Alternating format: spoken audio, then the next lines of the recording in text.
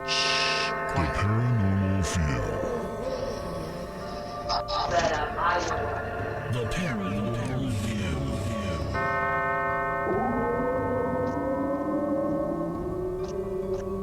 The Paranormal View.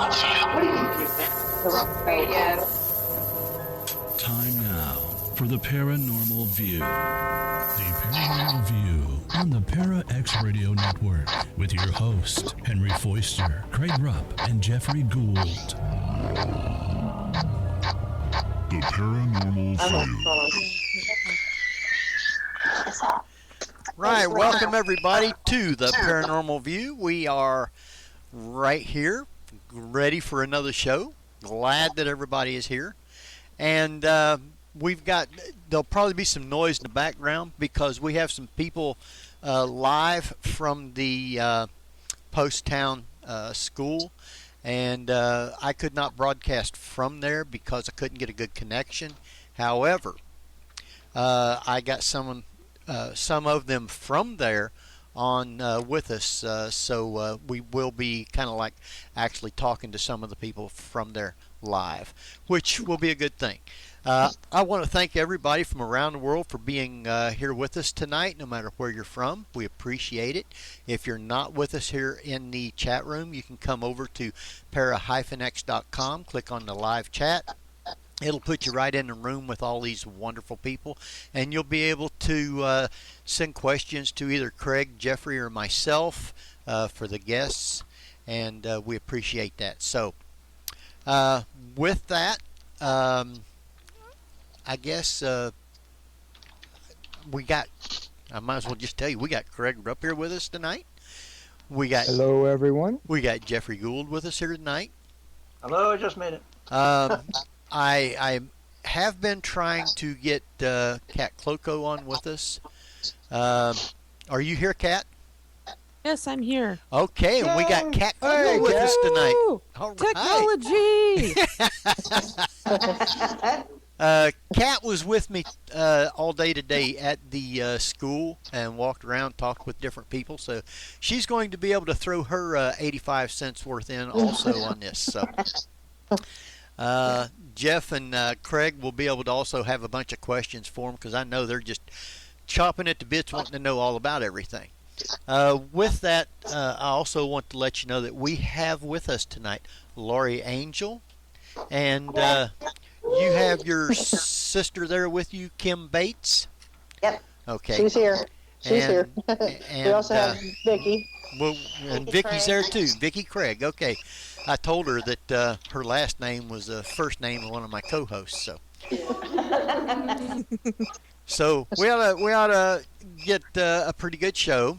So that ought to be a good one. So with that, let's just find out a little bit about this. I guess let's find out about you guys first. You're with TOGA, the Ohio Ghosthunters Association. Correct. Yeah. How long have you been a group? Since 2007. And how'd you guys get started in it?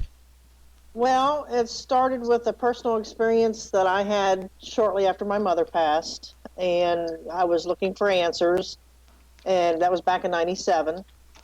And, back then, when you tell people you're into the paranormal, they just look at you like you're crazy. At least they did me. So I pretty much kept that to myself, did my research, and learned different things. And I found out, through the years, there were others out there like me, experiencing the same things. And so I met up with a group called the Ohio Paranormal Organization. It's a place up in Barton. Is it Barton? Somewhere up north in northern Ohio. But with me being down here in Warren County, I really couldn't do a whole lot with them except for research. So I decided it was time, to start my own group. So it was basically myself and my daughter and my best friend at the time. And then I'll let Kimmy tell her story, and then how we decided it was time for us to do what we did. I was at work one day, and where I work at Bulky Veneer, we work with wood, and it smells like dead vegetation all the time. And I was asked to go look for a certain number on a burl, and I went to look for it, and I smelt my mother I smelled her cologne. I smelled her makeup. It's like she just come up and give me a big hug. And this is like 2 weeks after Mother's Day. So I went up to one of my girls, and she said for me to call my sisters to tell her what happened. And I called my older sister, Pammy, and she says, you need to call Laury. So I called Laury, and I told her what happened, and she says, you're not going to believe this. She says, but we're starting up a paranormal group called the Ohio Ghosthunters Association, and would you like to be my co-founder? And I said, yeah. And it kind of took off from there, and we brought other people on. As we met Vicki Craig, she's our case manager, and has been with us ever since. And we've just been working hard at helping people find the answers that we're still looking for. So, doing the best we can with the knowledge that we've gained over the years. So, how did you guys get hooked up with this school? Well, that's another one of Vicky's. She's wonderful. She heard about it. You want to tell them a little bit about it? Oh, well. She's going to tell you a little bit about it. Hi. Hi, Vicky. Hello. Hello, Vicky. Welcome. Hi, how are you? Doing good. Yes. I just heard that the Poasttown School has some activity going on, and I thought that I needed to come over here and check it out. And that's basically what I did. And I met Daryl, and he walked me through the school and was telling me a little bit about it. And I said, I've got to come in here and do an investigation. And one thing led to another, and here we are. Been here ever since. We give ghost hunts here. We give ghost classes here. It's a very active school. We love it. We love it here. Can you tell us a little bit about the school? What goes on there? Well, it's a little history of the school. It was built in 1937, dedicated to the public in 38. It was the 7th school in the Madison Township area, and it was built to consolidate the 6 other schools, like the one-room schoolhouses and all that, throughout Madison Township. And at the time when it was built, it only had 6 classrooms. There was just, some of the teachers were doing double duty, triple duty. It was really crazy. But some of the claims as far as, what got us interested in the building was the fact that the janitor, which we found out his name is actually Lewis Butch Newkirk, it supposedly still haunts the building. He was actually a janitor here over 25 years ago. He lived back probably less than a mile from the school and the Catalina Mobile Home Park, and he actually died over there. But he's been reportedly seen here, doors slamming here. There's been shadows, and it's usually centered around things that he did. A little girl fell down the back steps here at the school.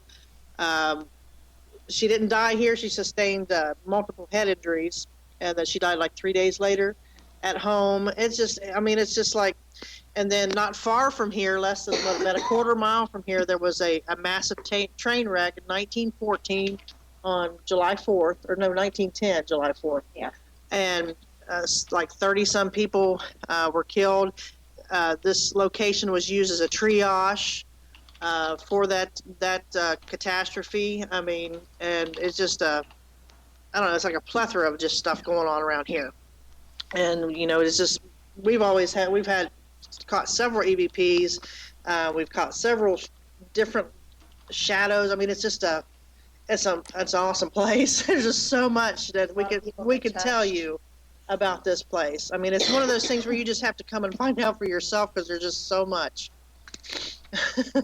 Well, the school for a small school is fairly good size. The way the halls and everything is spread out, you got a lot of little halls that you have to run up and down, and up steps and down steps. Oh God, don't tell me about all them steps.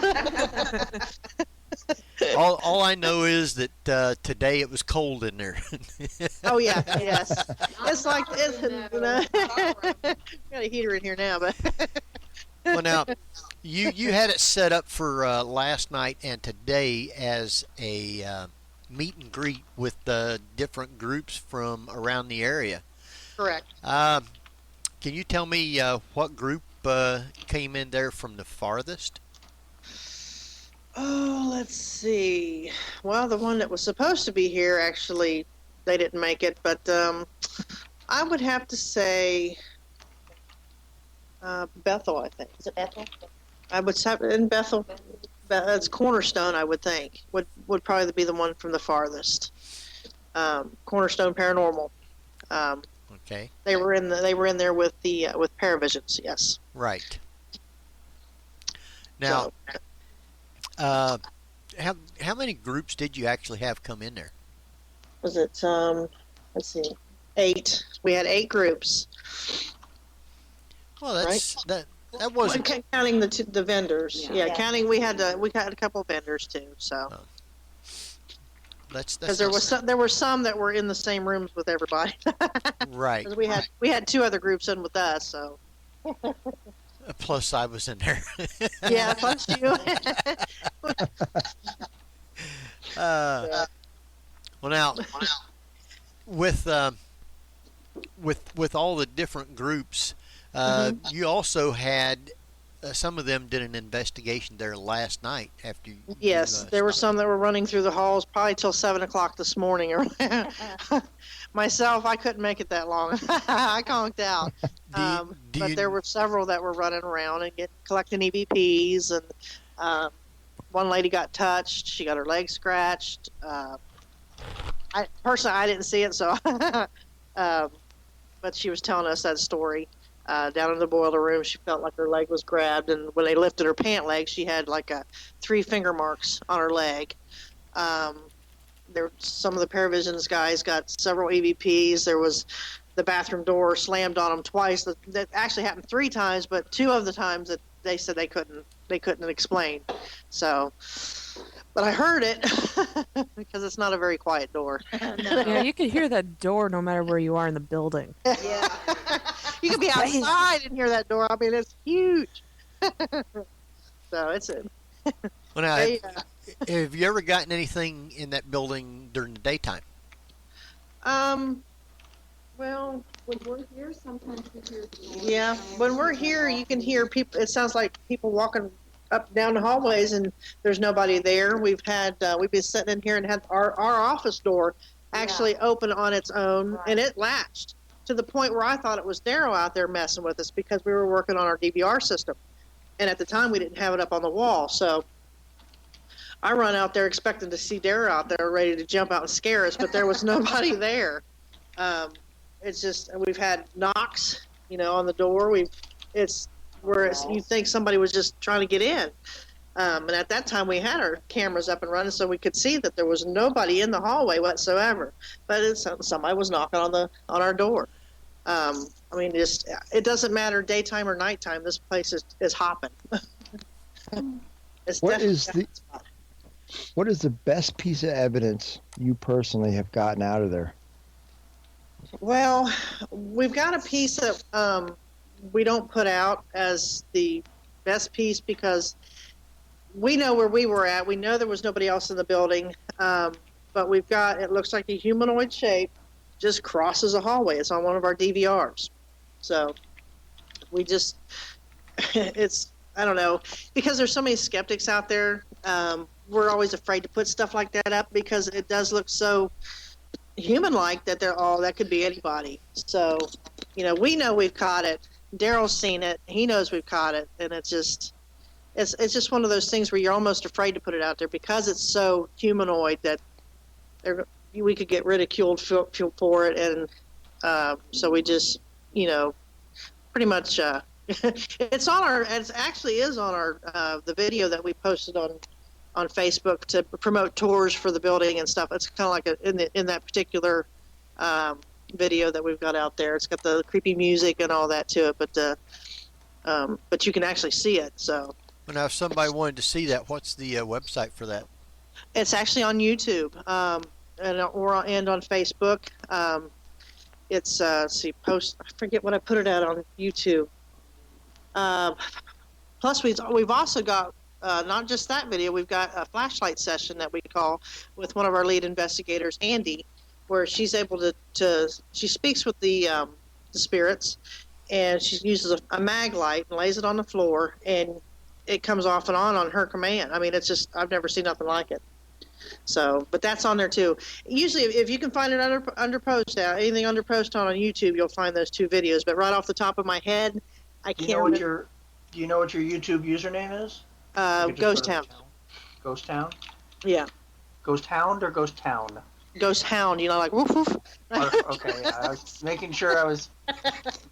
Okay. I should be able to find it. That's ours. It says Ghost Hound has no videos available on YouTube. Try. You might find it on our Facebook site. Go to, if you're on Facebook, go to, what is that? What's going on? Oh, okay. Go to the Ohio Ghosthunters Association on Facebook. There should be a link to that video on there. It's pretty. It's about a 7-minute video. I mean, our junior member just come in and spouted off a little. Hey, Kat, are you in? Are you in the chat room? No, I'm not in the chat room right now. Okay. I have their regular website got plugged here. Let me get that. Okay, Jeff's probably going to take that and post it over into the chat room for everybody. Yeah. So I don't know It's how on to live get stream. the room, That's why so- it's not on YouTube. It's not on YouTube. It's on live stream. Oh, I thought. Oh, maybe. Okay. Maybe I forgot to put it on YouTube. Sorry. All those sites are the same, basically. There it is. Jeff has it posted in there if you guys want to see that. It's posted into the chat room. I want to, before we... And it'll be on my report, too. Yeah. Jeff does a great report. You'll have to get his site address when we get done at the end of the show. And you can always go there. He has a write-up of the whole show and also our podcasts of the show. So you can go there and listen to all that. I do want to thank our listeners tonight. We have listeners from the U.S., Canada, Finland, and the U.K. So welcome for joining us tonight. Appreciate it. Yes, thank you. Thank you very much, everybody. Now, Kat, you was there with us today. What did you think of the school? I thought the school was really neat, and it was closed in 2000, and I think it's in really good shape. And it's bigger than you expect. Mm-hmm. Definitely. And colder than I expected. Not in our room. Yeah, those heaters were fantastic. Yeah, they did help. But Did you have any experiences while you were there, Kat? Not really, besides lots of laughter and good times. Meeting everyone. Well, that's important. Yes, it is. What are we talking, like doing makeovers and pillow fights and stuff? Oh, I didn't probably know. not. No, I actually got to look at the Ghost Be Gone spray, which Ghost Yeah. Be Gone spray. Ghost Be Gone spray. I have pictures going up on my website of today's event, and those are one of my photos. Is the Ghost Be Gone spray that I think Paravisions was selling, or Yeah. yeah, and that stuff intrigues me because I've seen it noted before, but I had never seen it in person, so I had to take a picture of it. Could And somebody explain that to me? From what I was told, it is a special mixture of herbs, spices, and Colonel Sanders' recipe, maybe. Of sorry, a little tongue in cheek there. Of that I now this is what they told me, that some Wiccans use to cleanse houses. Mm-hmm. And you can spray it on yourself. They had a lovely lavender scented candle, and they had a room mist spray that you can also do. You could buy them all, but they're all lavender scented, very nice. But it was interesting. I thought I heard of everything. Yeah, no. No. A But lot of times you can go to these places and you find things that you've never heard of. So yeah, like the Irish wind chime. I have a picture of it up on the site when I finished doing that tonight. It's a bell in a jar, and it reminded me a lot of how we detect Even earthquakes. said that. Yeah. Oh, okay. Yeah, I can see that. And it's just a bell hanging from a fishing line in an old ball jar, and In a jar. Yeah, and if the ghost can manipulate the bell, but you can't actually touch it, and air movements don't affect it. So I thought it was a really nifty gadget for those beginning beginning ghost Investigators. hunters. Yeah, investigators. I almost said web artist there, and I'm like, no, wrong profession. For it's cheap and easy to put together. So that was the nifty thing I learned today. now the investigations that you guys have there at the school, do you do those once a week, a month, or can you do them whenever you want? We do whenever somebody wants to come through. If we don't have something going on, we'll schedule it. We try to do 2 ghost hunting classes. It's like a ghost hunting 101 type thing, for beginners, to come in and check it out. But we can pretty much do a tour about any night of the week if somebody's wanting to do a tour. If the date's open, we can do it. Good. So. What do you charge? Do you do it by group or individuals, or how do you do it? $10 a person, and all the money goes back into the upkeep and the maintenance of the school. We don't keep anything. So That is actually very affordable. Yes, it is. That's great.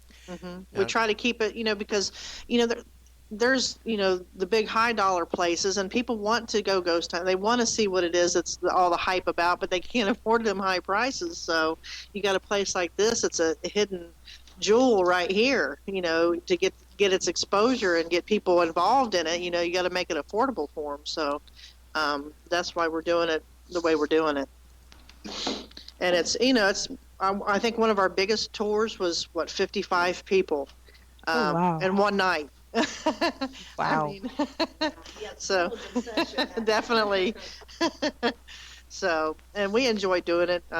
We're here a lot, and it's to us, it's a special place. It's just got so much activity, and people enjoy coming in. And some of the people that come on the tours, they actually went to school here, so they're reminiscing and they're telling stories when they were kids, and it's really neat. I mean, it's like a little hidden piece of history.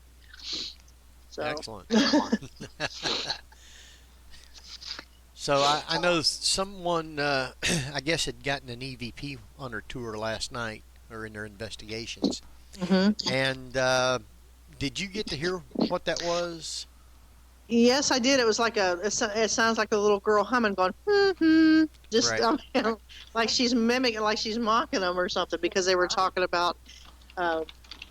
We had caught one a couple weeks back after a tour, and that lady just happened to be in that same tour, and we were in one of the classrooms doing a flashlight session, and at first we heard like a tapping on the chalkboard, and then you hear the train coming. All of a sudden, you hear the whistle blowing, and we come back to the room, our office, to listen back to the recorder, and all the while the whistle's blowing on the train. You hear choo choo choo choo, like a little kid trying to say choo choo train. We're all looking at each other like, where did that come from? Because we didn't hear it when we were in there. Was somebody eating good and plenty's? I don't know. By telling their age, but Vicky is. Now, I guess before we get into some of the other things, like some of the places you guys have been, and other questions that they might send in to us from the listeners, I think it's probably pretty close to break time, and I think what we'll do is we'll take a quick break, which is probably going to run about 7 or 8 minutes. Okay. So, if you guys got any questions that's come in or anything like that? No, nothing come in. Okay. Not yet. I don't think so. I do have one in here that come from Bob, and it wasn't really a question. He just wanted me to tell Kat that he said hi. Hi, Bob. So I'm waving at you, but you can't see me. Sorry. Yeah. All right. With that, I think what we'll do is we'll jump off for a quick few minutes, and we'll come back in, and we'll talk with Laury and Vicky and Kim about some of the different places that they've been to and some of the other evidence and stuff that they've gotten. So, Craig, you want to take us out here? You are listening to the Paranormal View on the ParaX Radio Network. We'll be right back. Welcome back, everybody, to the Paranormal View right here on the ParaX Radio Network. Now, that I think we've probably got some of the kinks worked out, hopefully. I hope so. So have we got everybody back on now? I'm I on. think so. We're I on. think I'm here. I think Good. I'm here too. Okay. Me too. All right. Welcome back, everybody, to the Paranormal View. And if you do have questions, remember, private chat them to Greg, Jeffrey, Kat, or myself, and we'll get them asked to Laury and Vicky and Kim. So with that, Kat, you said you had a question? Yeah, it was a question not particularly related to today's topic of the Poasttown Paranormal Con, but it's a question that I have, a phenomenon that I've run into in the past week and a half. And basically it is a firework light phenomenon that people have been witnessing, usually indoors, with a self-illuminated small gold light, almost like a fireworks or sparkling glitter effect. And I saw it in my own house. And there was no reflective materials in the room where I saw it in, and the light was self-illuminating and reflecting off of my floor and my wall. And it lasted only about a second, and I've talked to a few people about it, and they've also seen very similar anomalies. I won't call it paranormal, but I was actually wondering if anyone else in the chat room has heard of this effect before. Or even you guys, Henry, Craig, or Jeff. I've never heard of it. Flash like that. I've seen blue lights, little round blue lights floating around, but never gold, no. Yeah, this looks like a small fireworks display indoors. That's It's very kind of pretty. weird. It's very pretty. But I Yeah, assure you I'll be looking now. yeah, it's different than what's known as will-o-wisp or ghost light phenomenon, which is those blue orbs that will float around. But I can't find this particular phenomena in any folklore of. I've never that I've heard of run it, into. unless it's something like a ghost light, but that's usually, around All Hallows Eve and all that. Yeah, but ghost lights can be at any time, but Right. because they're in different cultures that don't always have Right. Halloween. But That's true. yeah, but no, I don't know if it was an angelic phenomenon. That would be nice. I've never had that type of experience before, but people that I've talked to have had it in their houses, and one person had it in a nursing home that she worked at. So I don't know what it is, but I'm just kind of making a plea out to the community for more stories. Well, thanks, Kat. I'll be up till 4 a.m. Googling. So sorry. Oh, that's okay. All of me and my I'm kind of interesting. I'm curious now. Yeah. All right.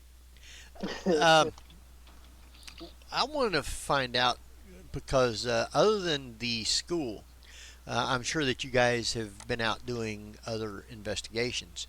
Yes. Where has been, I would say, the most active place that you've been to? Besides Poasttown? Right. It's a private residence that we've done out in, was it Camden? No. West Elkton. Yeah. There was I don't know, you want to tell the story. Oh yeah, they're renovating the house, and they have this big room that they use. They got a movie projector. It's an entertainment room, and me and Teresa was in there, and Laurie had a brand new camera set up, brand new battery in it, everything, and the thing went completely dead. Me and Teresa was looking down the hallway towards the kitchen where that camera was at, and we both saw an apparition of a young boy's face at the same time. We both looked down the hall and we looked at each other, and by the time we looked back, it was gone. But we both seen the same thing. It was a face of a young boy. And another thing about that same room, which we've got it on.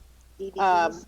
We've got it on video. Oh yeah. When we went back to do the reveal, we were telling the husband about the activity, and he's because he's real skeptical, and we were experiencing.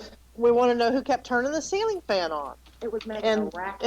it was just really loud. I said, who keeps turning that on? And because you couldn't even hear us doing an EVP session over it, it was so loud. And we was telling him about it. He said, there's no way that ceiling fan in that room could be on. I said, yeah, it is. And we showed him the video of it spinning. He said, there's no power to that ceiling fan.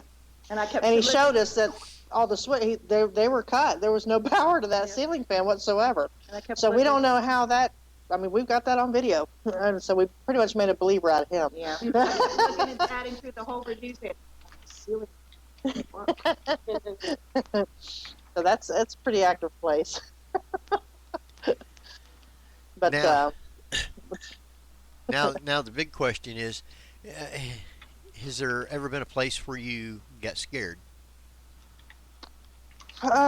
Me? No, the only thing I'm afraid of is spiders. So, anything paranormal, that stuff just doesn't bother me. I mean, even if a full body apparition walked right up to me, I'd probably stick my hand out and shake its hand. Just, we haven't been scared yet.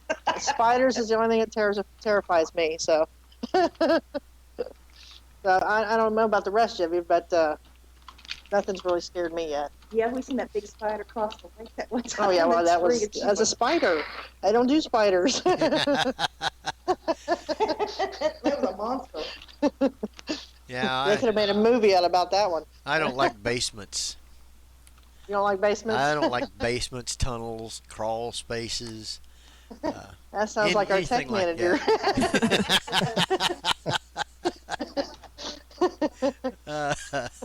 She won't even do outhouses, so I mean, or porta potties. It's too small. Now, I have a question for each of you. Now, what's your favorite type of equipment used? Do you like recorders, EMF detectors, or do you go old school with dowsing rods, pendulums, that sort of thing? We use a little bit of everything. Dowsing rods. My personal favorite so far right now is probably the new. We got a Mel, which is like a combination of K2. EMF detector, digital thermometer, all rolled into one, and I've really been playing with that and had some cool stuff happen with that. I like the digital voice recorders for the EVPs. That's my personal preference. Yeah, I like the K2 meter myself. Yeah, I like that. And dowsing rods. Then of course we know, the flashlight sessions. Those are pretty cool too. So. But the best thing to use, I think, is your own sense. Yeah. So we use a little bit of everything. Yeah. Now, do you guys prefer to do private residences or like businesses or something like that? I don't care as long as we find something. Yeah, I mean, we do a lot more private residences than anything, but we'll pretty much go anywhere we're needed. So it really makes no difference to us. Yeah, like Kimmy said, if we got the possibility of documenting something, we're there. And it's always free of charge. We do it out of our own pocket. Mhm. Yeah. So I take it that if you actually do find something, Mhm. You use a can of that Ghost Be Gone? No. If anything, we've got a lot of Native American in our background. We would use the sage. That's a good choice. Steady sounds worked for centuries. Mhm. Yeah. Exactly. I guess you call us old school. I don't know. Yeah. we haven't had to use the sage yet. I've heard that's for the bad spirits, but Well, have you ever been to a place where the people say, I want it gone? Or do you just teach them to learn how to live with it and it's not going to hurt them? Well, we haven't actually been asked to get rid of any of them, just to pretty much validate that, they're actually, experiencing something, that they're not going crazy. Depending on the situation, we would, try to teach them to live with it if they want to. And, so far, we haven't been asked to remove anything. So, but they're happy with the fact that somebody's come in and actually will listen to their stories. And a lot of times it could be something logical. It could be something like, for instance, pane of glass that keeps moving or something. It could be something as simple as a loose floorboard hitting the stud in the wall, causing stuff like that. So we try to look for stuff like that too. We try to do a lot of debunking as well, and sometimes that helps clarify what's going on within the home too, and to where we weren't really needed as ghost hunters, but debunkers instead. So. Bob asked a question. He wanted to know, did anybody buy the Ghost Be Gone? Oh, I don't know. I'm not really sure, to be honest with you. I was right. I did. Well, now, I know it had been pretty sparse all throughout the day of people coming by. Did it ever pick up any? Yesterday was a lot better than today. It picked up a little bit more, but like I said, last night was a lot more. And this was our first big event here as far as a paranormal Paracon, and first time we've ever put on anything like this for all the groups. And everybody that was here, they said they had a great time, and if anything, it was a networking thing where we all got to talk to one another and learn a little bit about each other and different techniques, and that's kind of what we were going for, and bringing the to the public side, that there's other groups with in these small towns, rather than having to go to the big ones to find help. But yeah, everybody said they're definitely wanting to come back next year, and I think every year it'll keep growing, and that's what we're hoping. Something to help everybody. Was most of the groups already gone now, or are they some of them still there? Still, some of them still here. Some of them have left already, which we kind of expected that. Right. And it's a learning experience for us, as far as time wise and planning and all that. And but you got to start somewhere. So, some of it worked out great. Some of it we've learned from. So some of them are going to do some investigation. yeah. There's a few going to hang around and investigate the building tonight. So. It all worked out pretty good. Craig, if you hurry, you can make it in time for the investigation. Yeah. There you go. Yeah. Well, I personally loved the event, and I would go next year. Oh, good. Yeah, thank you. I mean, the networking thing, from my personal viewpoint now, is I just moved to Cincinnati, and Henry let me know about this event, and I had never met any Ohio group really before today's event, so I was just ecstatic about that. Yeah, we had a great time meeting everybody, and it was just to me. I didn't know what. I guess I was overwhelmed a little bit, with the fact that it did turn out better than I had expected. So, so we had a great time, and we're glad that everybody come out. We're glad everybody, what's that? Didn't say anything. Nope. Oh, I heard. Yeah.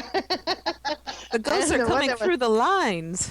We are at Poasttown, so anything can happen.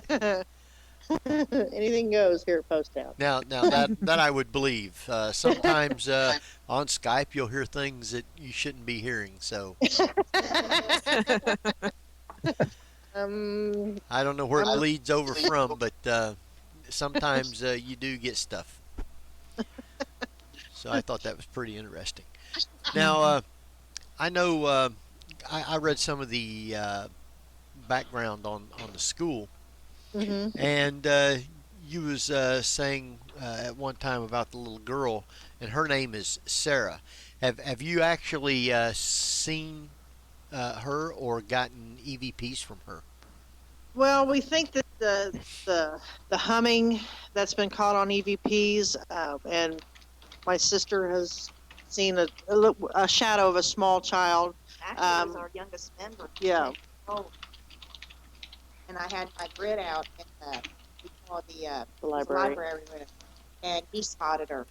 What he had done is he come down the hall, and it's pitch black down those halls. He come down and bring me my pop, and I had the grid out on the floor, and he pointed over to the room as you leave, and he says, "Damn on!" We looked over there, and it looked like she was peeking around the corner at us.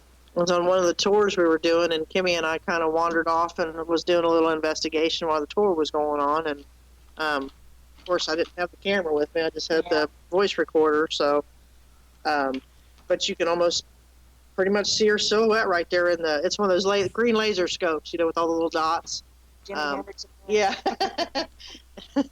So it was pretty cool. I mean, as far as her name, that we believe it's actually Cheryl Ann, and doing some of the history that my other sister does, that's the name that she's come up with. She hasn't actually been able to find a Sarah.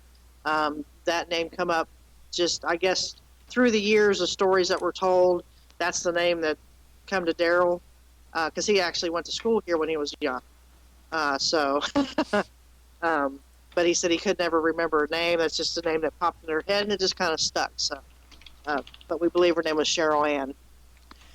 Now, other than the little girl, there's also one that you had in there of a janitor. Yes. His name was Lewis Butch Newkirk. He was a janitor here some 25 years ago. And down in the gymnasium, I don't know if you guys had walked down there, but there was a brave painted up on the wall. That particular mural or painting, whatever you want to call it, has never been touched up, and it's over 25 years old. It's never peeled, never cracked, never bubbled. So some say that he's still here protecting that particular painting because he painted it. In fact, a friend of Vicky's, right, Casey? She got married here, and when she was a little girl, she remembers him painting that. Well, she got married here on Halloween, and when they were here doing the rehearsals, she was in the gymnasium looking up at that painting and just tears rolling down her face because she remembers him painting that on the wall. Now, that's interesting. Well, have you gotten any EVPs of Lou?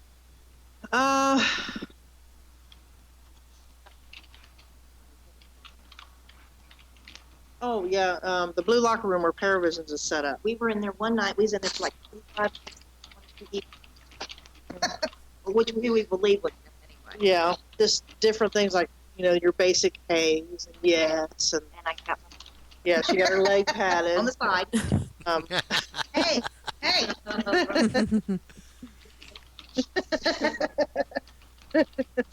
Never had anything bad happen while we're here. A lot of people ask us if it's demonic or anything. Never. We've never had. No, we've never had any bad feelings. No. It seems like, if anything, they're playful. It's one of those things where, especially with the building design the way it is, it's got this really long hallway on both sides. So if you're at one end of the hallway, they're down at the other end making noises and carrying on, so you run down there to check it out. No, they're down at the other end, so then you run back. I mean, it's a constant back and forth type thing. It's like paranormal ping pong. Now, with having to do it like that, you might say, my question was, are there just certain rooms where the spirits are, or can they be at any place? So far, we're learning as we're here, as much as we are here, that they're popping up everywhere. I mean, it's like, ghostly dandelions, if you want to call it that. I mean, they're everywhere. And there's still some rooms. We've been here since, August? And there's still a few rooms that we haven't actually gone in yet and actually done investigations because there's so much going on in some of the other ones. I mean, it's from one end to the other. So we've had stuff even down in what we call the man room. It's Daryl's got this room down in the basement area that was the old cafeteria. Well, he's got it set up with tables and all this stuff that I say that everything a man would buy at a yard sale is in this room. We call it the man room, and we caught shadows down in there. I seen what looked like I went down to check a camera that at that time we were putting them on the tripods, and one was real fuzzy. So I walked down there to check it out, and it looked like I don't know, the only way I can describe it is a cat's head. It was just a head, and then it disappeared. And I just like, okay, I just didn't see that because I've never seen anything like that before. But when I went around to look to see if there was anything else attached to that, there was nothing there. So it was really strange. We've had Big Tom. He was touched down there. He was one of our security men. He was a big fella. And he got his arm touched down there, and he come flying back up here. He didn't want to be alone anymore.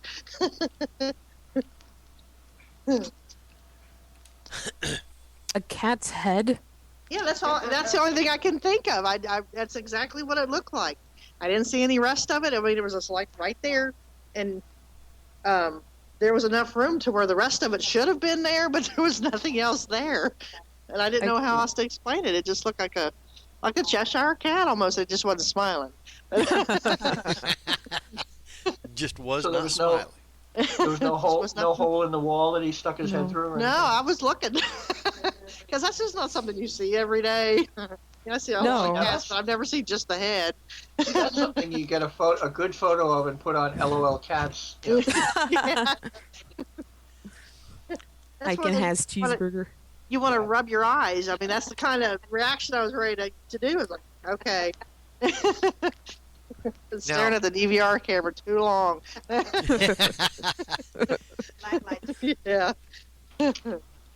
If you guys could investigate anywhere, where would you like to investigate? Me, personally, Wright-Patterson Air Force Base. You've never investigated there. Not yet. Yeah. Kimmy wants to go to Fort Mifflin. I've been to Fort Mifflin. Gettysburg. Yeah, that's my second one. Craig's been to Gettysburg Once. once. It's just continuous, isn't it? Yeah. And of course, Mary He's got his Haven. own tent there. The old Mary Haven. I heard that, Jeffrey, and you're right. The old Mary Haven building over in Lebanon. I would like to. Yeah, it's the old orphanage. Right now, it's off limits to anybody because of it's pretty much a derelict building. But yeah. So. And what is that? The old orphanage?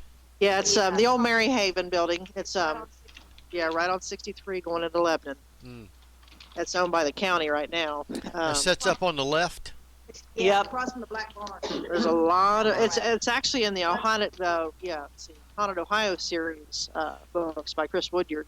You say it's just run down that much to where people can't go in there? Yeah. See, my nephew works for the county, so he hooked us up with the guy that's over the buildings in the Warren County area. And Vicki talked to him, and he said that the floors are in such disrepair and that's very dangerous to be in. Yep. Well, you So can always it's- go and set up on the outside and see if you catch Oh yeah, something. yeah. We're going to be doing that. Just gonna wait till the weather breaks, and then we're going to be out there and maybe pointing our cameras in the windows as close as we can possibly get. And Do you guys do investigations just mainly at night, or do you do them in the daytime also? we do mostly at night, but we're going to start doing some daytime stuff just to see the comparison between the two. I mean, because especially here in a school, because the most time that this was active was during the day, so why not? Why not try and see what we come up with? Yeah.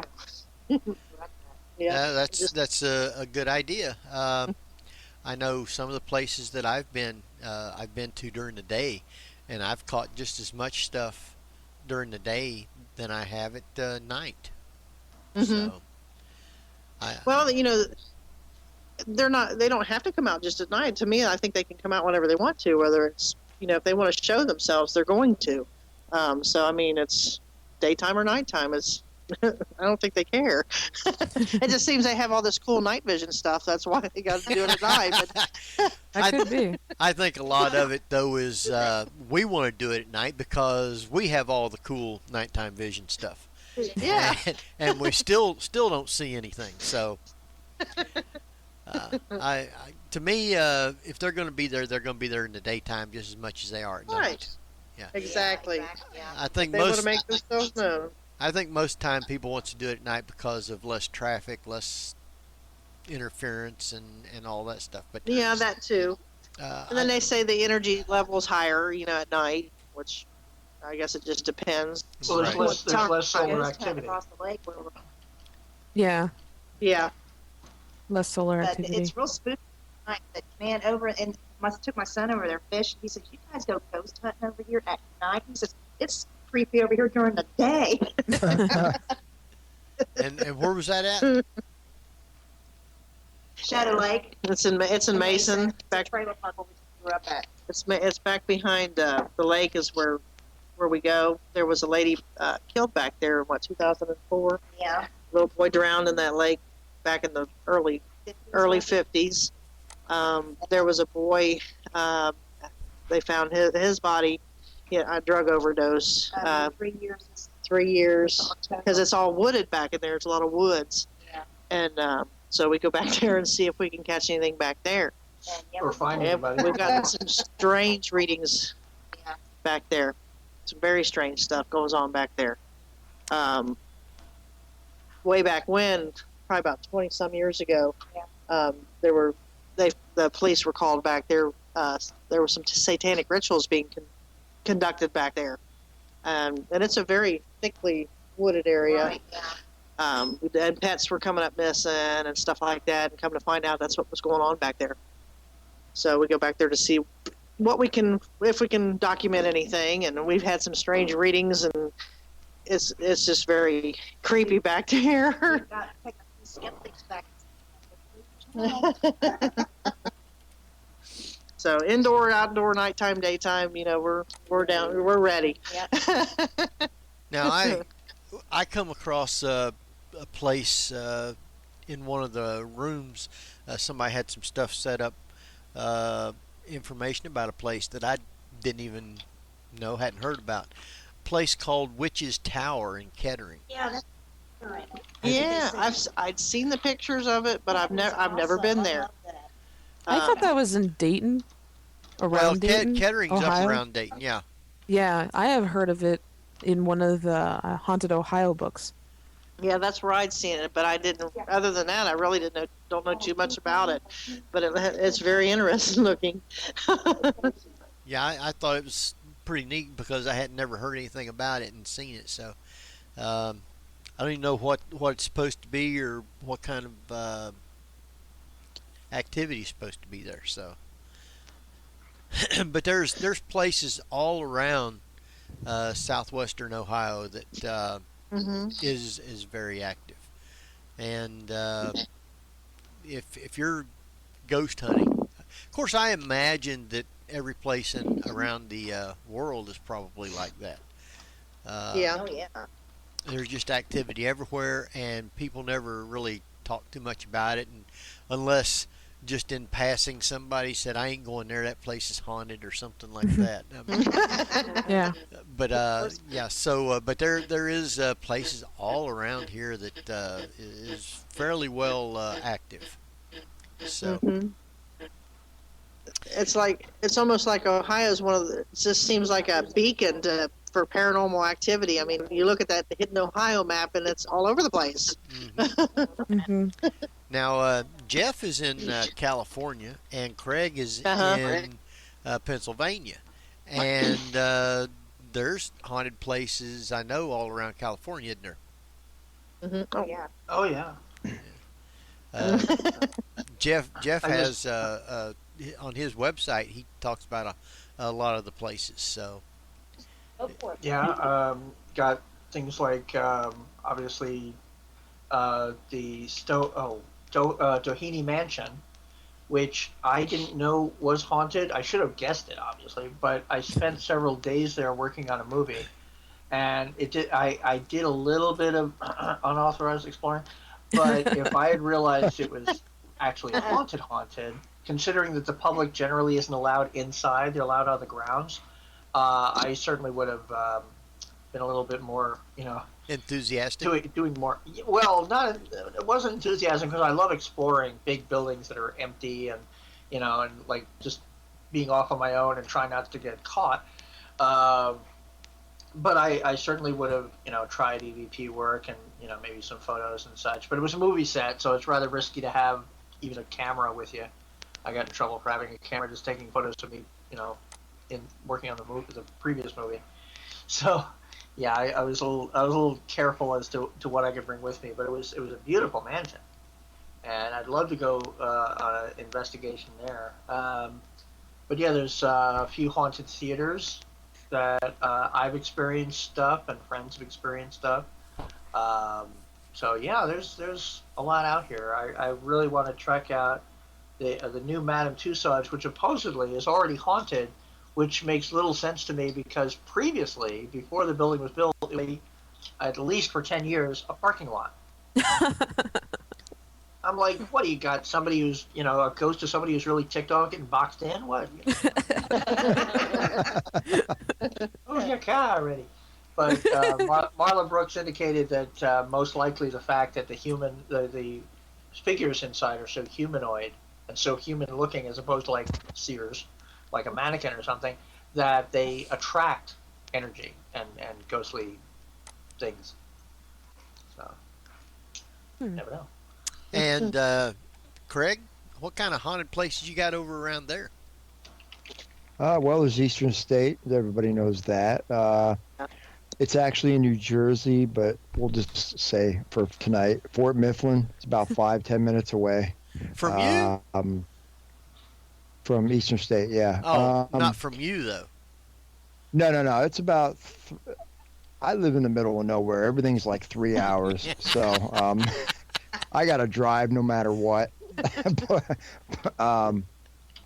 then, of course, the little town called Gettysburg. Oh, yeah. Yeah. And I guess it's down by Philly also. I can't think of the name of it. It's used to be an insane asylum. Penhurst. Oh, yeah. Pinehurst. Penhurst. I've yet to be there yet, but there's some great places here in PA. There's also the Hillview Manor in Newcastle, Hillview. Pennsylvania. Yes, Yeah. Hillview.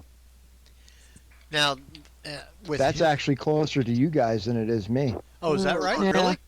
Mm-hmm. Hillview Manor, they're having an investigation there with Para X on May the 20th and May the 21st. You guys at the school have something going on May the 20th and the 21st. What's that you have going on there? They forgot. Did we lose somebody? Oh, Oh. are you talking, who? Me? Yeah. Oh, they Yeah, must at have, the school. They must have thought it was. Yeah. They thought it was rhetorical. They thought it was a rhetorical. Oh, is that question. what it was? Yeah. Oh. I'm sorry, I didn't hear you. I had somebody come in the office. Oh. What was the question again? I said on May the 20th and 21st, you guys have something going on there at the school. What is it? It's Crossover Paranormal is going to be here with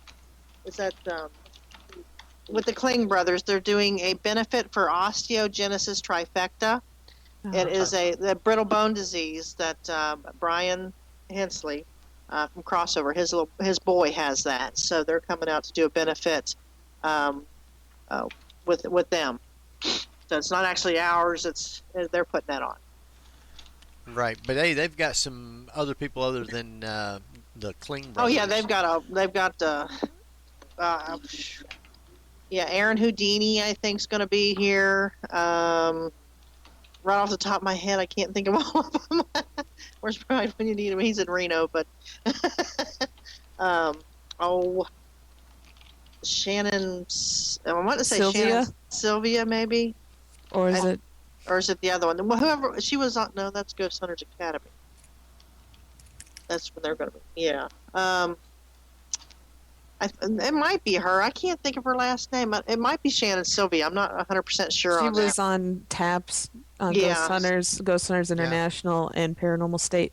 I think Chip Coffey may be coming. I'm not really sure about that. I know I'd read that on Facebook, that he might try to make an appearance.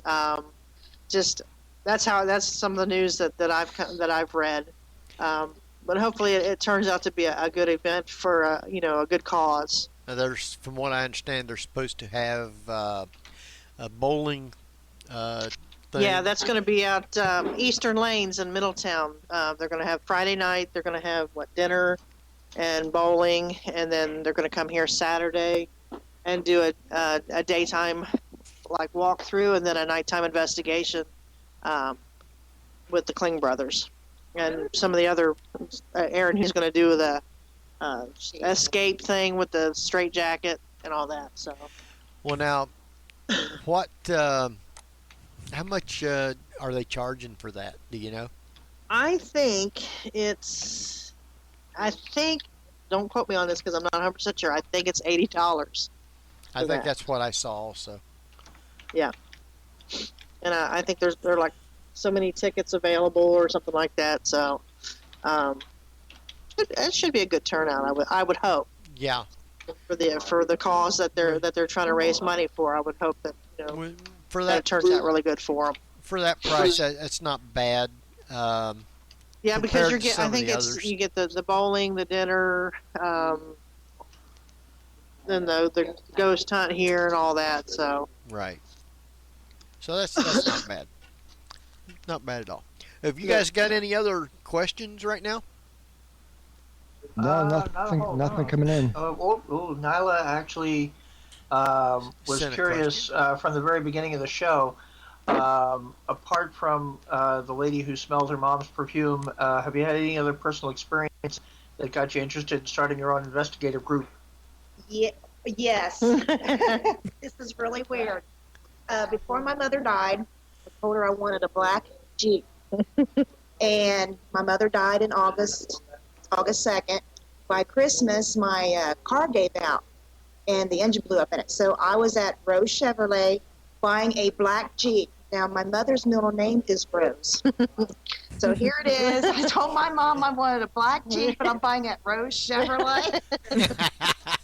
That's pretty cool. Coincidence. Something else I'd like to add, when my mother passed away, I went over there. My son, he used to spend the weekends with her. Well, he was like 5. And she died in her sleep, and he was with her. He slept with her.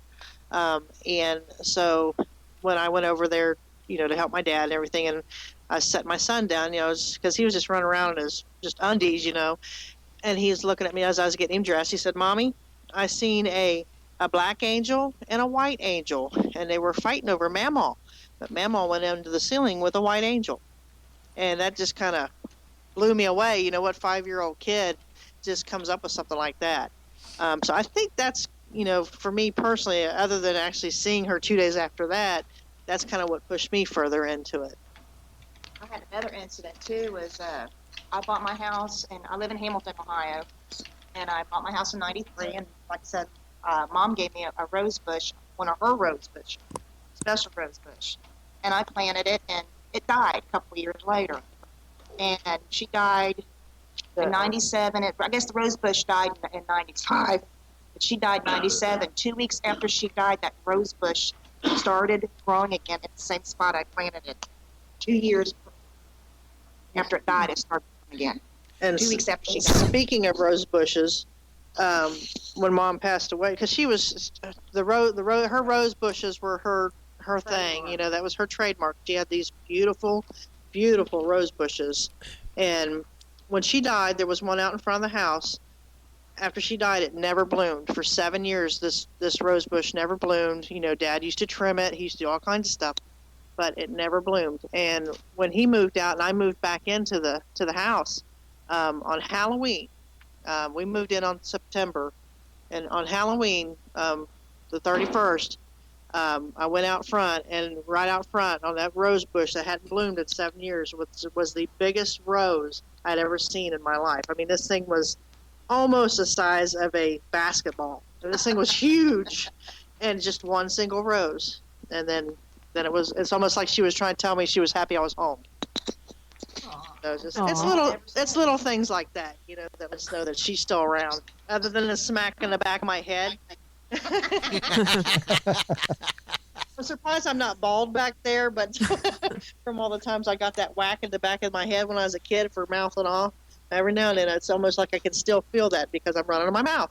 But We think my dad's still around too, because every time we go across the lake for an investigation, we hear this big kabloosh where he fell in. Like somebody fell in the lake, and he was always falling in that lake. He couldn't walk around that lake without falling in it. Dad's still here. Well, I tell you what we're going to do. We're going to take another quick little break. Okay.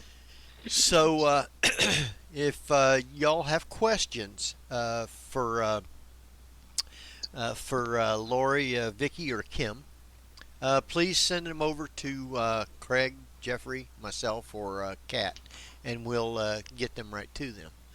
But we're going to take another quick little break, and I'll give my throat a little rest here for a minute. And we'll be right back, so stay tuned. And Jeff, guess what you get to do? Well, folks, you're listening to Paranormal View on para-x.com. Stay tuned. We'll be right back after this break. Enjoy yourself a cool, cold drink or a bathroom break, but just don't mistake the toilet like the dog does. Oh, wait.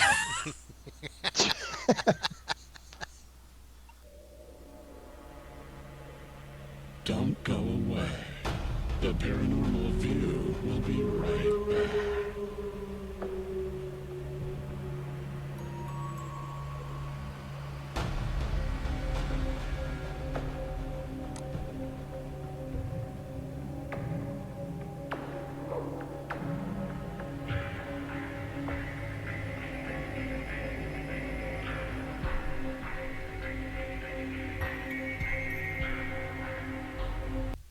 Welcome back, everybody, to the Paranormal View right here on the Para-X Radio Network. Great show tonight. Got some great guests, and we got some great hosts. I won't brag, but anyway, if you're not here with us, please come over to para-x.com, click on the live chat, and it'll put you right in the chat room with all these wonderful people. And you can participate with us by sending questions to myself or Craig or Jeffrey or Kat for our guests. And you need to do so kind of quickly because our time is just dwindling down by the minutes. We're almost down to about 40 minutes, 35. It goes by like so that. quickly. Yes, Doesn't it, though? Yes, it does. 2 hours just streaks right on by. It's almost like it's 2 hours worth. But when you're at work, it just drags. So if you do have questions, please send them along. I'm sure that they've got to be a whole bunch more questions out there somebody hasn't asked. Now, you guys use dowsing rods, right? Yes. Do you get pretty good reaction with those? Yeah. Seems to, yeah. You guys want to talk? You want to talk about your back to back, or they did a what we call a dual dowsing rod session, and they stood pretty much back to back, and were asking questions, and they were coinciding with one another. You guys did the back to back dowsing rod session. They were coinciding. It was really cool to see. I mean, it wasn't just one set; it was both sets going at the same time, answering the same time. Because the way they do it is they say, cross for yes or swing apart for no, and it was just, it was weird. It's pretty cool to see. And they were back to back, so they couldn't see. Yeah, they couldn't see each other. No, we could see what it was going on, but they couldn't tell what the other one was doing. So it was pretty interesting. Yeah. Yeah, we might I don't have think to. my boss has ever done that before. I don't know, but they should try it because it's pretty cool. Yeah, that's some things we might have to try. I know walking around to some of the other places, Kat was with me, and we was talking to some of the people about some of the different stuff that they have, and we was talking to Triops, and they have a new little gadget where it's real sensitive, I guess. You put headphones in it. What do you call that, Kat? Oh my gosh, I forgot what it was called, but Is it the American voice box? It's like an Ovilus and a PX device put It's a together. voice box. I think they call it the voice box. If that's what. No, thing it's not a Shack Hack or a voice box. It's like an Ovilus, but what it does is that it plugs into your digital audio recorder. So, and then you also can hear it through your headphones because it has jacks for both. And it's a real-time EVP recorder, but it's super sensitive. You can hear yourself scratching your nose through this thing. Or you could hear the mouse in the wall in the other room scratching its nose through this thing. Which would be very handy at Mansfield Reformatory because that has a lot of very quiet EVP activity going on. Oh, I thought you were going to say it had a lot of mice with itchy noses. It does have that too. Yeah, really. You can hear that part. You walk into one of the warden's offices and it smells like a mouse pen. But that's not what we're talking about tonight. So have you guys ever been to Mansfield? No, not yet. Have you been to Waverly? Two of our members have. Vicky and Scott, her husband, have been to Waverly. But the rest of us haven't. Rest of us haven't got to go yet. So, Vicky, what did you think of Waverly? It was awesome. We went on, a 2-hour investigation, and there was way too many people with this, and they were very loud and screaming, and I didn't get to hear too much, but I did see some things. I do want to go back. It's well worth going back to. In a smaller group, yes. Now, I've been there twice, and we had like maybe 6 to 7 people in our group, and that's the way it was spread out on each floor, because you only had like 50 people total or something like that. Yeah.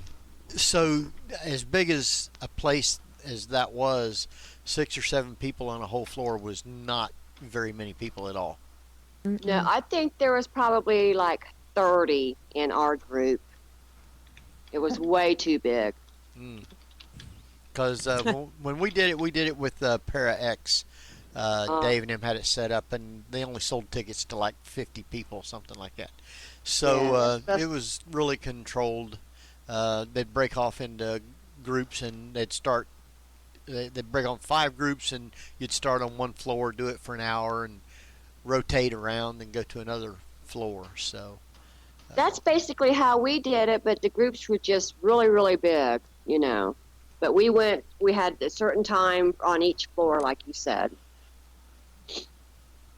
Yeah, that's the difference between the private-run ghost tours and the ones that Waverly does. It's Absolutely. There's people everywhere, out the wazoo. They're coming out of the ceiling. Yeah.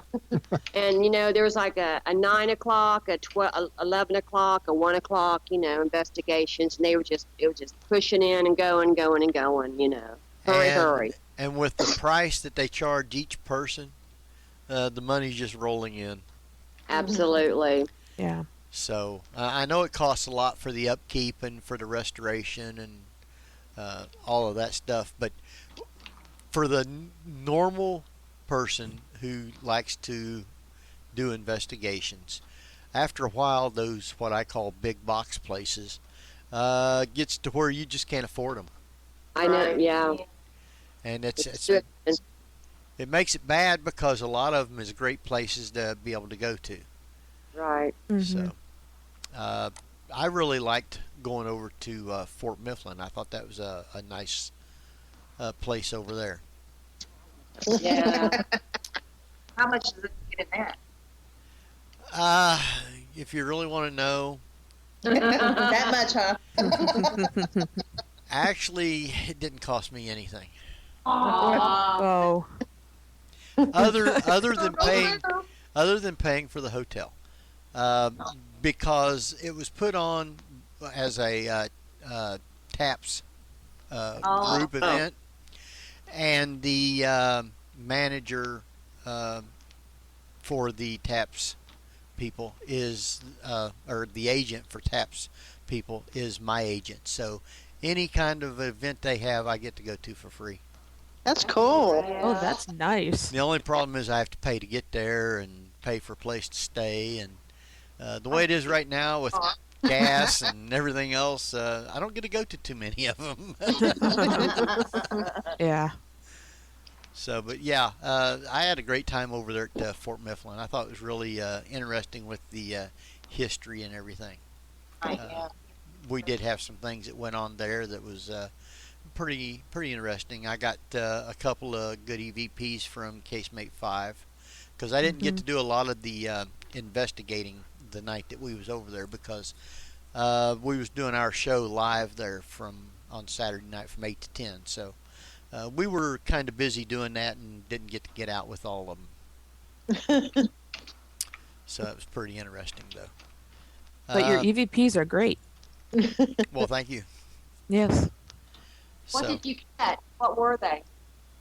well, there was 5 of us sitting in there all the way at the end of the casemate, and we was talking, and it was Dave from ParaX and me and my co-host at the time, Beth, and this other guy who is in a group that goes there all the time. They live here in Philadelphia, and he was in there talking with us, and Beth's right off the bat, her recorder, the batteries just drained and quit. And so I said, well, set my recorder down over next to you and see if the same thing happens. So I set mine down, and this guy was saying, if you're here, can you knock like this? And he knocked 3 times, and in a second you hear 3 real faint knocks. And just a little bit after that, after I come back home and was listening to it, all of a sudden you hear this whisper, "Henry, help me." Oh, that'd be cool. I said, what did I just hear? I've yet to experience my name being said. Yeah. So, yeah, I thought that was pretty interesting. Now that I know what I caught, because I didn't know at the time, I'd like to be able to go back there and see what was in there that needed help. Yeah. So that's pretty interesting, I think, like that.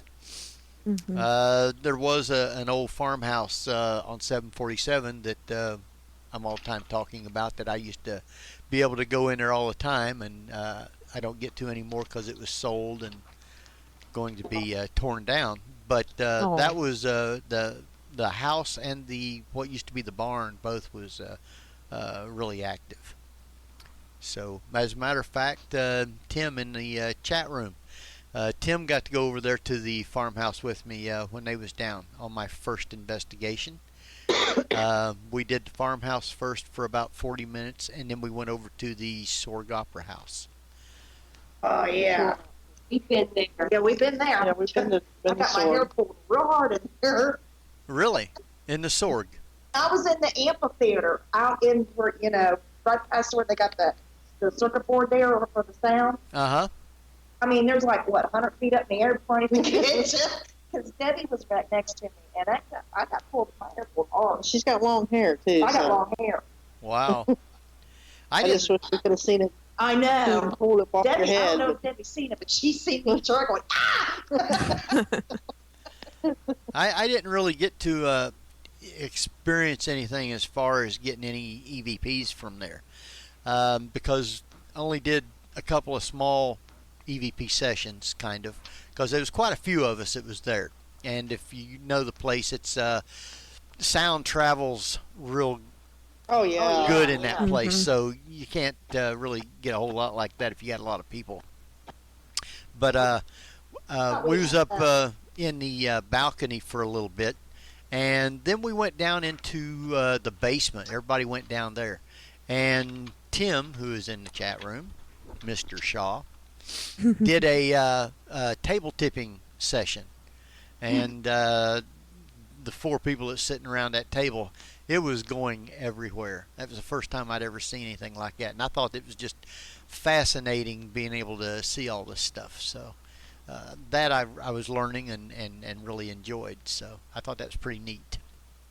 Can I add something? Yes. Okay, you'll find this funny today, Henry. I got lost going home, and I found myself right in front of the Sorg Opera House. So I'm like, okay, it's meant to be. So I got out and took photos, and also the Sorg Mansion from the street. Right. But you'll find that funny, because everyone today was going, you have to visit the Opera House, and I find myself lost. I took one wrong turn, and there I was. It's like, oh, okay.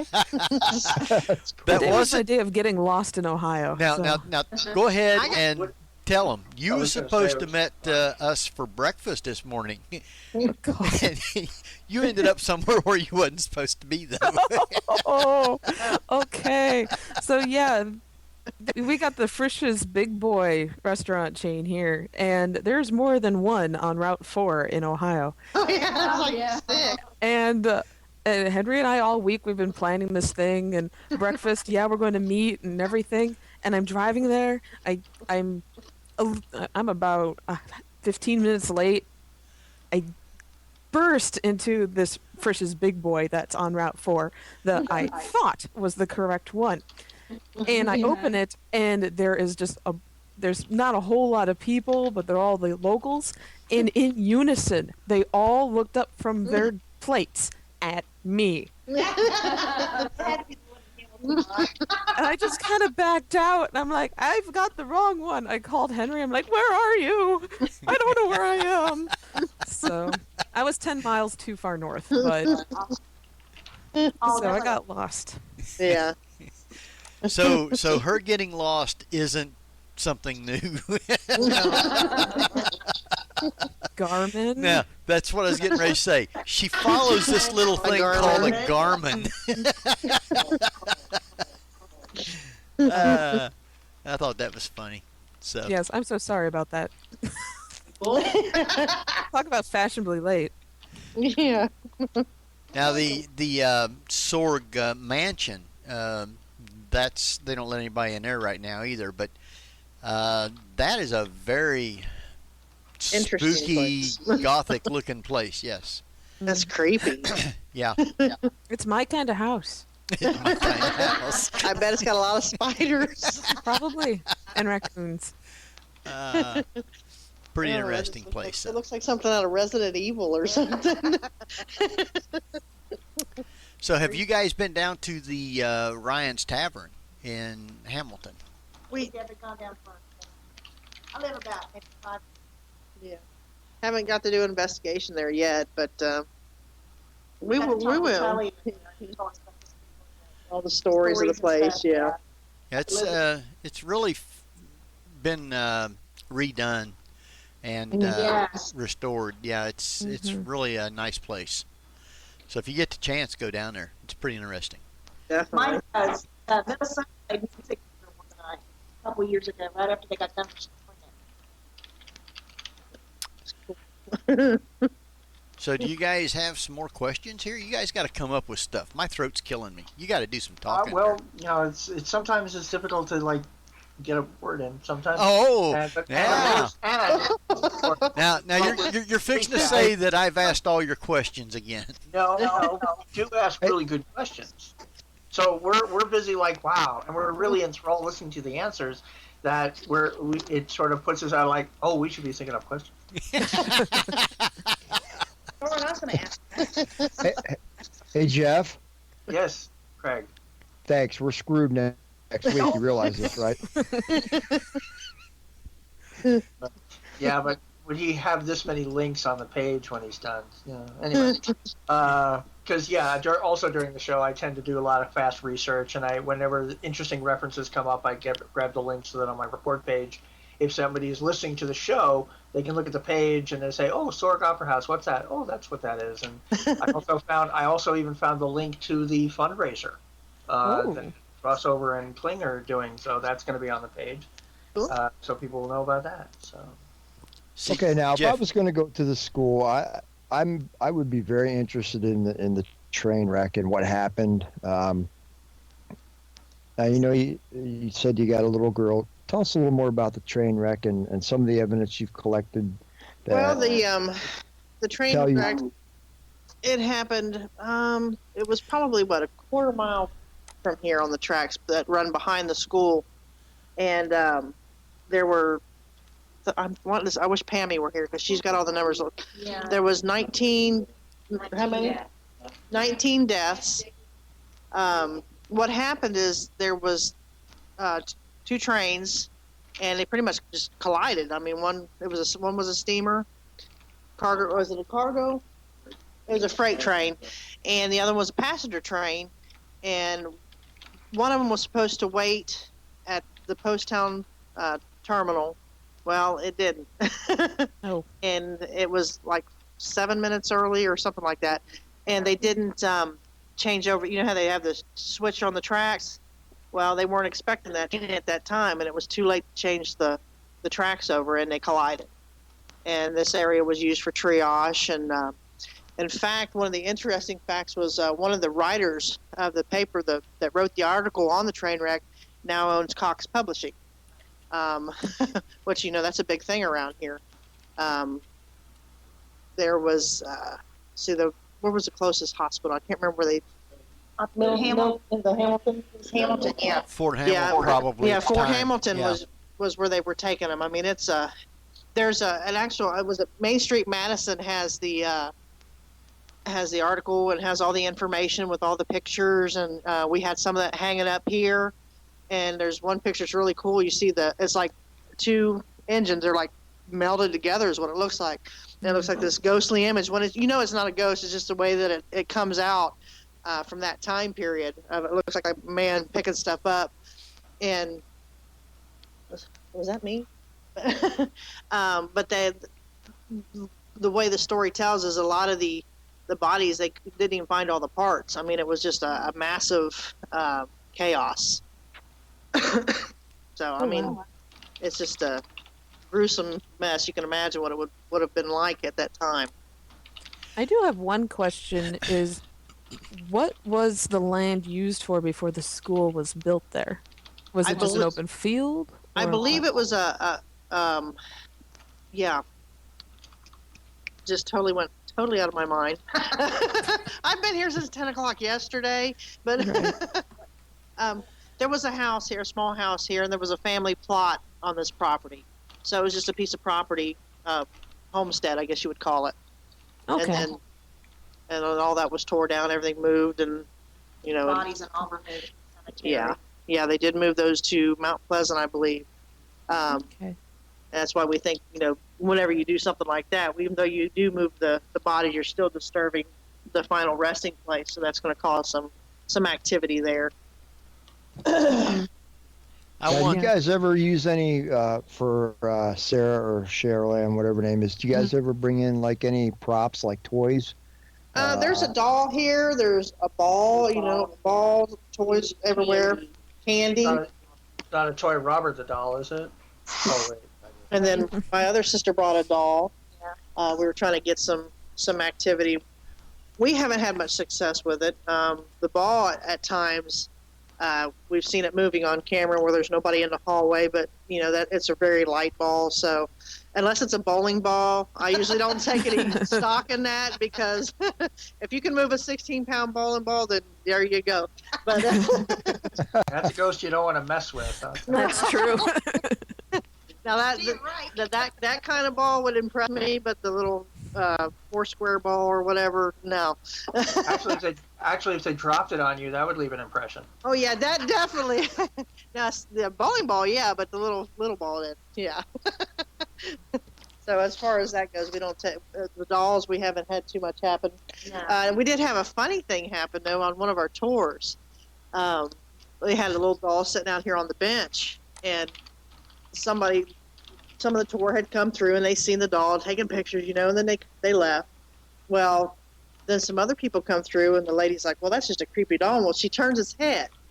So the boy and the girl that had been through here before them come back and seen that doll's head was turned, and he just, I'm out of here, because he thought the dog's head turned on its own. We had an experience too. We had it was myself and my daughter and her friend. We were up here on the main floor, just right outside in the hall here where our office is, and there's these little airsoft BBs throughout the building. You'll see them every now and then. Well, I'm sitting there and I hear this ticking noise. I'm thinking, what is that noise? And it's tick, tick, tick, tick. So I turned my flashlight on just in time to see a BB come out of the room from across the hall where I was sitting. So I'm following it. I'm thinking, okay, that's interesting.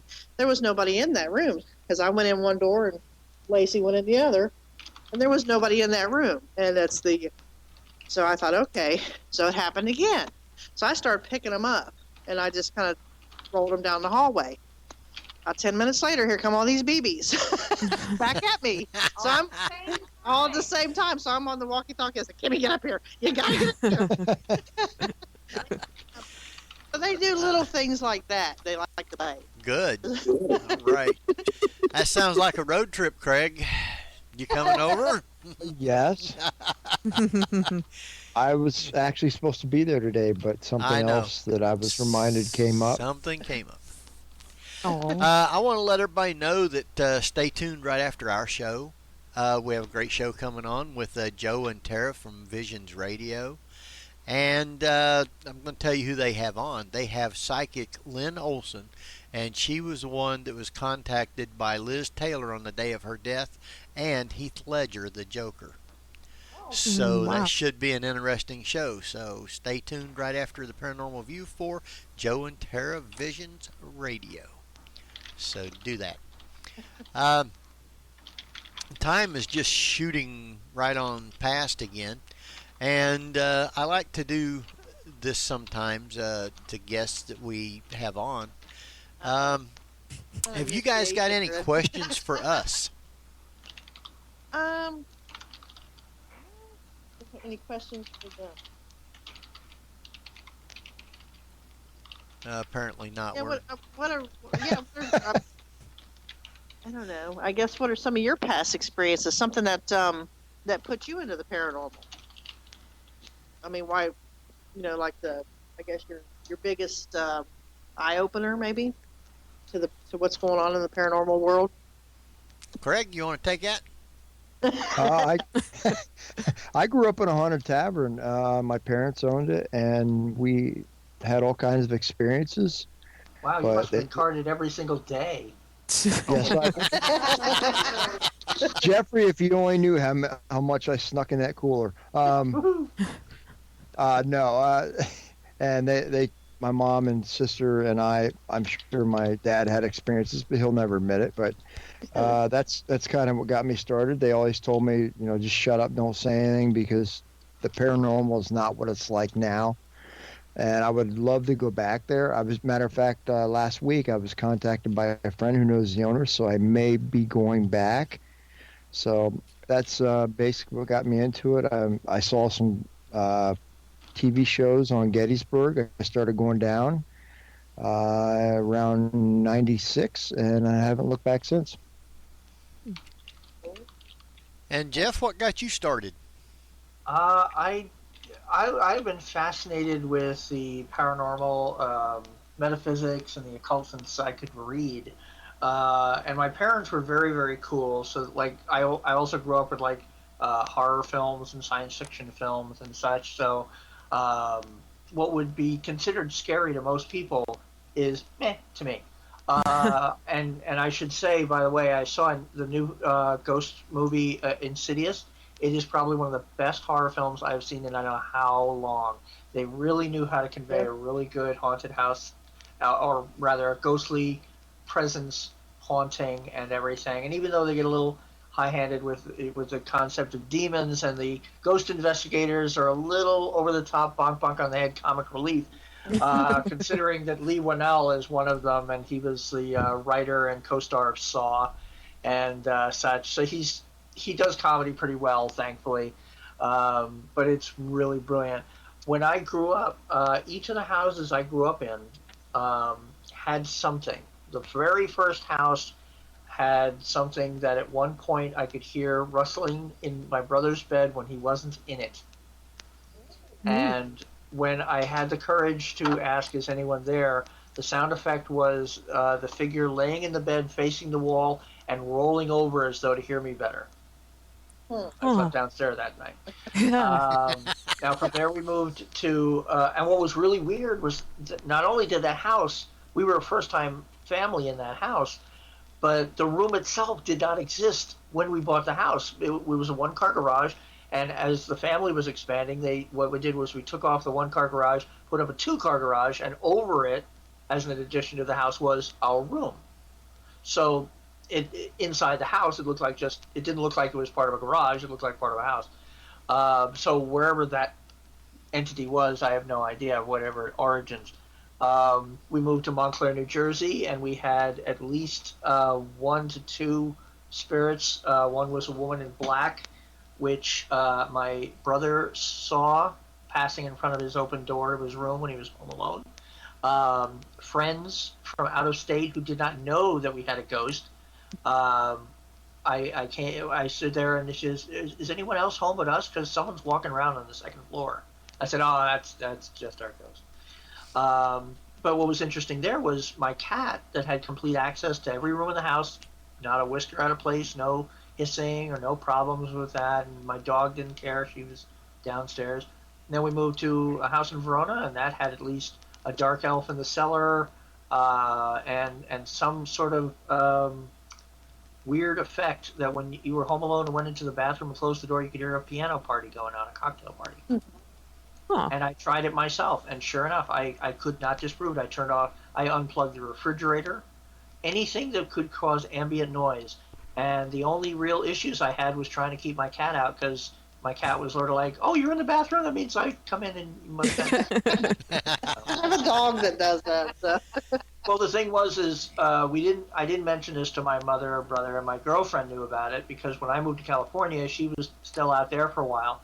And when she decided I've got to go back, I've got to go east to be with Jeff, she asked my mom, are you going to be okay home by yourself? And Mom said, oh, yeah, I'm sure maybe the ghost will play the piano for me. So she had known about it, too. I'm like, oh, thanks for telling me, Mom. Well, our time is just shooting right on by. And because of that it is, I want to leave enough time here for everybody to be able to give all their information and website addresses and contact information and all this stuff. So what I'm going to do is I'm going to start with Laury, Vicky, and Kim and let you guys give your site addresses and contact info for the school and your investigations and all that good stuff. So won't you guys do that first? Okay. If you want to contact us, you can go through Vicki Craig, our case manager, at 513-571-8793. She pretty much handles our schedule for investigations, for tours here at the school, and stuff like that. And we've got an email. If you want to send us an email at gotghosttoga@yahoo.com. And our website is www.gotghosttoga.yolasite.com. There's also contact information on that website where you can schedule a tour, you can schedule a private investigation with us in your home or business. Contact us anytime, and we'll get back with you. Kat, I see where Jeff has put your website already. Oh, awesome. Yeah, he's put that in there, but would you like to give it anyway for those who are not in the chat room? Okay. Well, yes, I'm Kat Klockow, and you can find me on Facebook at facebook.com/Kat Klockow. It's spelled KATKLOCKOW. And you can find me at theurbanlegendsdetective.com or just urbanlegendsdetective.com. And if you have any stories about these phantom shimmering lights, please email me at katklockow@gmail.com. And that's KATKLOCKOW@gmail.com. What, did you about forget your name? Yeah. I'd also I'd also like to add that we're also on Facebook. We have a fans page on Facebook under the Ohio Ghosthunters Association. So Yeah, people put that check in the it chat out room too. Very good. And Jeff, throw yours out there for everybody because they'll probably be wanting to go to your site and look stuff up. Yeah, that's jeffgould.net, GEOFFGOULD.net. And my paranormal page there is /paranormal.htm. And I also, from there, you can look under radio shows. And if you go to jeffgould.net /2011 PNV, as in 2011 Paranormal View. So it's jeffgould.net /2011PNV.htm for the Paranormal View area of my website. Very good. Craig, you still don't have anything up yet, do you? Don't. I got Twitter. I heard that, Jeff. Yeah, I'm on Twitter if you want to hear show updates or whatever. That's about all I got. I don't even know the name of it. I don't even know the name of it. You can contact us at theparanormalviewfans@gmail.com, or you can go to our website, theparanormalview.com, and you can get different information there, all our bios. And with Jeff, you can also find on his bio, all his links are on there for his website. So do that. Guys, I want to thank you, Kat, for being on. I want to thank Laury, Vicky, and Kim for being on tonight. And if you guys stay on till after we're off, we'll talk with you for a few minutes off the air. So Okay. you guys just, Thank you, Henry. you guys just hang around with that. And stay tuned after our show because of Joe and Tara Visions Radio. They have a great show lined up tonight, as always, just like all the other wonderful shows that are here on Para X. So if you like the paranormal, this is the best place to be. There are shows 24/7, and there's always something for somebody. Plus, with the chat room, we have interaction with the shows and the guests. So that's a great plus.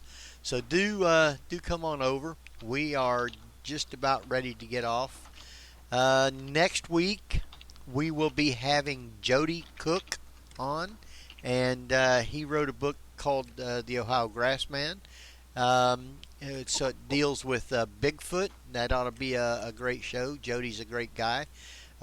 So tune in next week for that. That ought to be a great show. You guys got anything else you want to throw in and add? No, I'm No. good. Okay. Oh, thank you guys. All right. Thank you, It's been guys. great. Thank we're- you all for being such great guests. Oh. We had fun. It's great. Thank you very much. Now, we're going to jump off, and you guys see you all next week. So come back and join us, and thanks to those listening from around the world. We appreciate each and every one of you for doing that. So until next week, this is Henry. Craig? And Jeffrey. And we will see you next week, same time.